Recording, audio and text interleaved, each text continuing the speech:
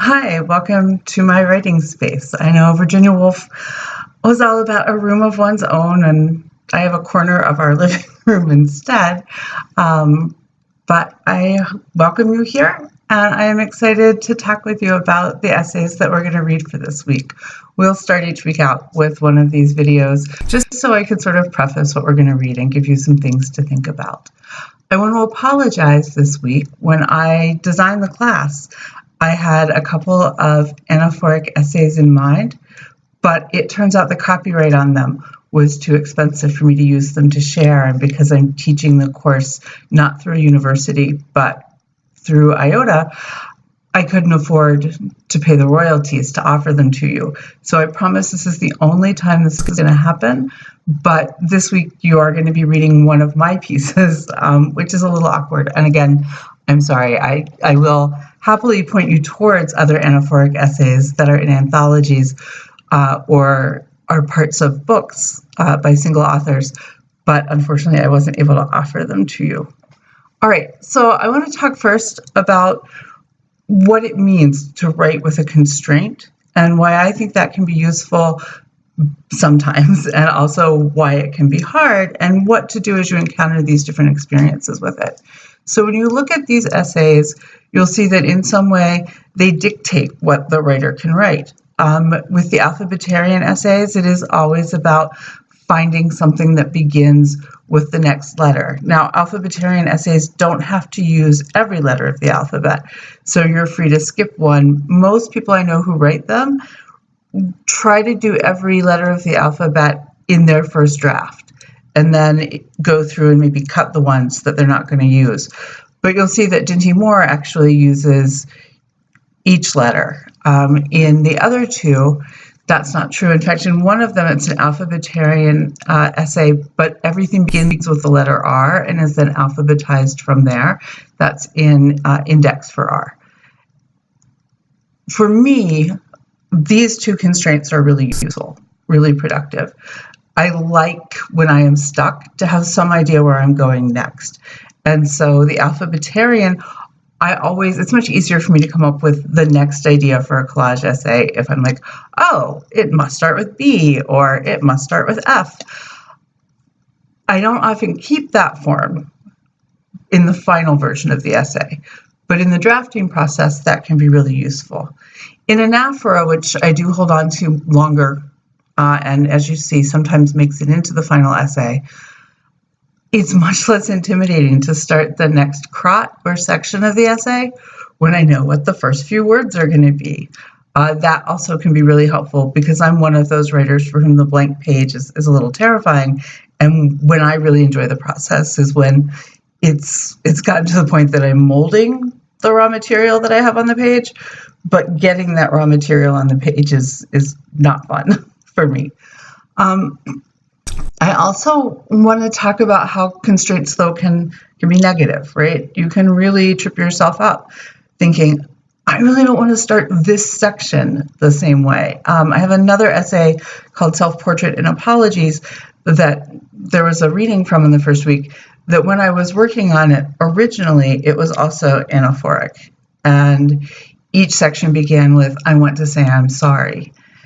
And it really didn't work. And it didn't work because that wasn't the right tone for each section. And so I kept the idea that each section was an apology, but I got rid of the anaphora. In working with Alphabeterian essays, I often find that I don't like the order once it's done. And so I just take away the idea that it's an anaphora and reshuffle the pieces.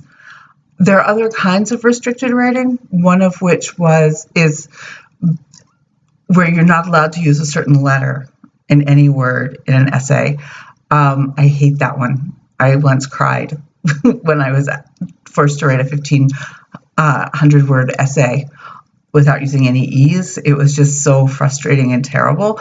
But I know other people who find that really useful in their practice. They find it makes them stretch for words. I found it made me write artificially, and also not like the professor who assigned it very much that week.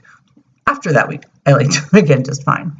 But when you're working with this, what I want you to find is what's generative for you, what's helpful for you, And anytime you come up against the constraint and go, yep, don't like this, don't like what this is doing to the essay, feel free to abandon it.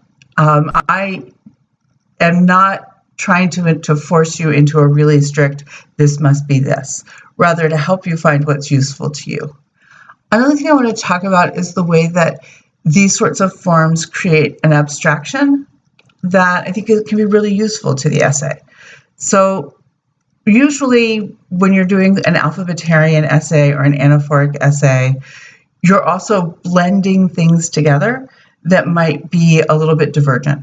You're trying to create almost I say impressionistic, but in some ways it's almost a pointillist portrait of something, where you're just like, here are all of the little dots of this.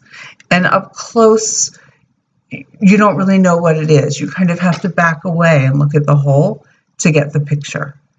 And I find that kind of abstraction really interesting in the essay. I think it lets us get at the emotional truth that the essay is trying to tell without being hindered by a narrative that may not go exactly where we need it to go in order to tell the emotional truth that we're trying to tell.